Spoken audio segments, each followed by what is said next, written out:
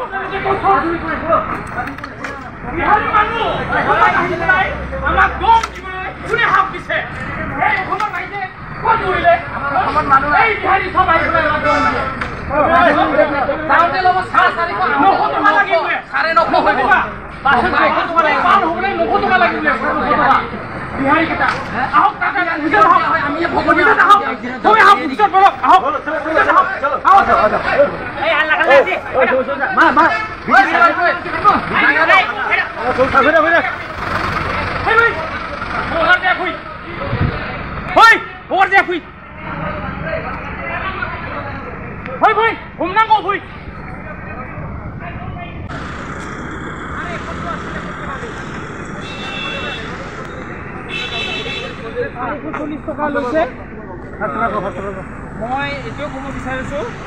যোৱাকালি আমি 16 তাৰিখে গুৱাহাটী বাটুপুৰী আমাৰ ধৰ্মীয় বাটুৰ আমাৰ আৰজ আছিলে তাত যোৱাত আমাৰ এই টোল গেটত ল'লে 440 টকা যোৱা সময়ত এতিয়া আহোঁতে কৈছে 930 টকা লাগে বুলি এখন কি নিচিনা টোল গেট বনাইছে কি ডকাইত না কি ইয়াত আৰু এইটো কথা স্পষ্ট হৈছে যে ইয়াত বিহাৰী মানুহবিলাক আহি পেলাই আমাকে দম দিছে আমাক দম দি কিনে কথা কৈছে বোলে जो बोलेगा वो सामने आओ और इधर आओ मैं जो बोल रहा हूं इधर आ जाओ এনেকুৱা ব্যক্তি বুলি 440 টকা লৈছিলে এতিয়া 930 টকা এতিয়া অসম ৰাইজৰ মানুহৰ দপদপনি চলিছে নেকি ইয়াত দপদপনি চলি আছে কাৰণ ইয়াত মন মৰ্জি চলি আছে হিন্দে কম্পিউটাৰত মাত্ৰ টিপে কিন্তু দুজন তিনজন মানে ব্যক্তি পাতি লয় কথাবিলাক হিহঁতে পাতি পেলাই বাজেটটো বনাই লয় তাৰ পিছত আমাক এই সিখন দিয়া হয় এতিয়া আমি ইয়াত ইটো অসমবাসী ৰাইজক আমি ইটোৱে জনাব বিচাৰোঁ যে এই টোল গেটৰ নামত কিবা দুৰ্নীতি চলাই আছে নেকি আমি এই অসমবাসীক আমি হেতুকে আমি অনুৰোধ কৰিছোঁ যেন অসম চৰকাৰৰ আমাৰ মুখ্যমন্ত্ৰী ছাৰে যেন এই টোল গেটৰ বিষয়ে ভালকে পৰামৰ্শ লওক আমি হেতুৱে বিচাৰোঁ আৰু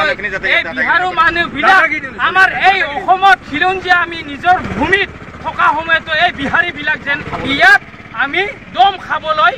নাথাকো আৰু এই ব্যক্তিসকলক অতি সোনকালে ইয়াৰ পৰা আঁতৰাই দিব লাগে এয়া অসমবাসী ৰাইজৰ কাৰণে মই অনুৰোধ কৰিছোঁ